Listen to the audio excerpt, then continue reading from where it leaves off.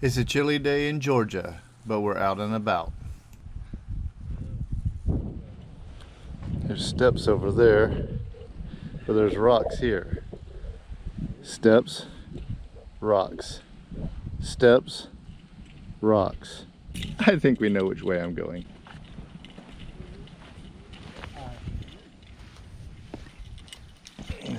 We're going to take a moment and look at this interesting historic item.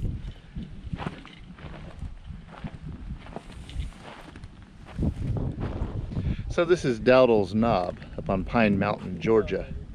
And this was Franklin D. Roosevelt's old stomping ground.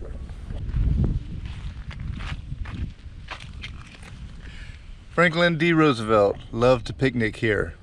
Like here, right here. And he had this grill built. It was filled in to preserve it. Franklin D. Roosevelt Warm Springs Memorial Commission.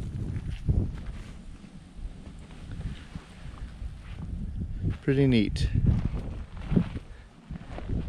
But what's also neat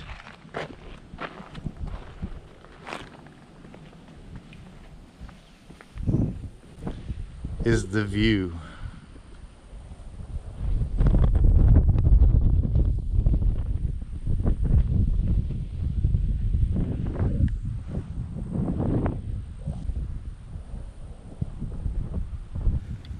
Sure is pretty up here. I always forget how pretty it is.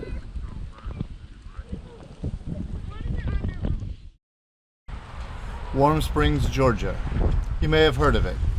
I plan on a series around this area, but not today. Today we have a specific goal. On the first back street behind one of the rows of buildings is the best barbecue in these parts. Max. It's a simple little barbecue shack in a simple but historic town. They have only outdoor seating. What? Yeah. I had hoped to eat inside, but what do you do? Dang it. If you're eating inside, the waitress serves you, but they also have a walk-up. Hello. Hi. How are y'all? I'm doing good. How are you doing? Good. Y'all need to order? We did.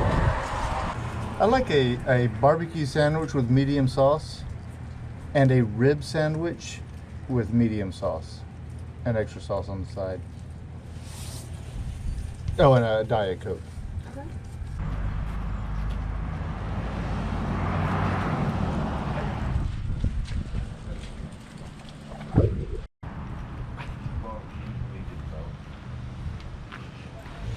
Walter and I have a history with this place. So we discovered Max Barbecue, what, 20 years ago? It was the early 90s. The early 90s, so let's forget how long ago it was. We discovered Max Barbecue years ago. And With Uncle Ken. With Uncle Ken, yeah. And Little George, and our cousin George, who's sadly passed on now. But the rib sandwiches are just, at least they were just amazing. I haven't been here in years, and I'm really chomping at the bits to eat this barbecue today. I've been here fairly recently with Robert. But, at the time that we were first coming here, Ken lived about 4 miles away. And then, years after that, but we were still coming here, Ken lived just down the street. Ken and Little George did. And then Ken moved back to Manchester. So he's back 4 miles away. That's Manchester by day and Winchester by night. That's exactly right. I would do a show on it, but why?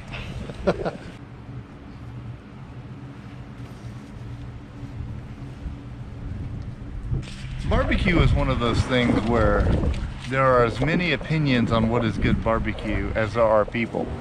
I can enjoy most kinds of it. This kind, I think, is a ketchup-based sauce, but we're gonna have a look at these pieces of art. Barbecue art. Barbecue art. Barbecue art. Is that a word? Barbecue art? It is now. This one would be mine. And this It'll be yours. I like that ratio. That one's mine. It'll be delicious. Ladies and gentlemen, the rib sandwich. It's got that kind of pointless bread. Behold. And It does look delicious. Walter's sandwich, smaller, but It'll be delicious. now I plan on coming back here again in the not too distant future, and I'm bringing Robert with me. And he has some stories to tell, which we're not going to tell today, but we're just going to eat the barbecue. Look at that rib deliciousness. Who eats a sandwich with a fork? Oh, I'm just. Okay, so I am going to start off eating this with a fork. Look at that. And it's everything I remember. Oh my god. Sometimes after years you're disappointed. Not this time. All right. Decorum to the wind. This medium sauce is just really good. Mm-hmm. Oh, I got chills. Max Barbecue in Warm Springs, Georgia. If you live anywhere near Warm Springs, Georgia, it's more than worth the drive to get here. It's like meeting up with an old friend and eating that friend. Just as good as I remembered. That's wonderful. How's that sandwich? It's very good. Messy enough to eat with a fork.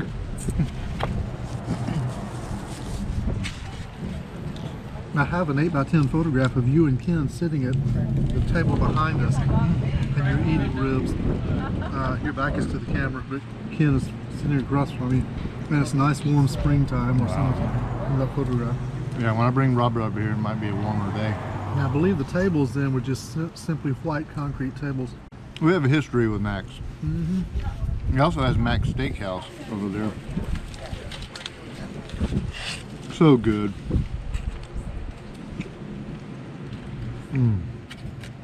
It's a sweet and tangy sauce. Do you need all your sauce? No, you can have it. I'll roast it. Thank you. I like my ribs drenched in the sauce. I like a little rib with my sauce. And I gorged myself. Not very gentlemanly, but I'm not sorry. So does Max still own it? No. I was asking about that, and he sold it years ago, and but it just kept the name. He worked for Georgia Power. Really? Yeah. At least they kept the recipe. Mm-hmm. Because it would be criminal to change this recipe. He traded houses. This house here. Mm-hmm.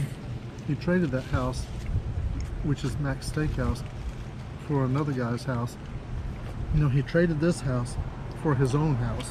As I understand it, Mac approached the owner of the house behind Max Barbecue here and asked him if he would trade houses with him for his own house so Mac could own the steakhouse and turn it into a steakhouse. Because he wanted them two side by side. Yes, and I think he paid him a little bit difference in the value of the two houses, and that's how the steakhouse came to be. And the owner of the house, the original owner, was actually telling me this. Oh. He was on the front porch. He comes here all the time. So Max Barbecue and Max Steaks are side by side. I've never eaten at Max Steaks before, but I hear it's good. Walter made the wise choice of going and ordering a second sandwich. As you can see, even near closing time, there's a line.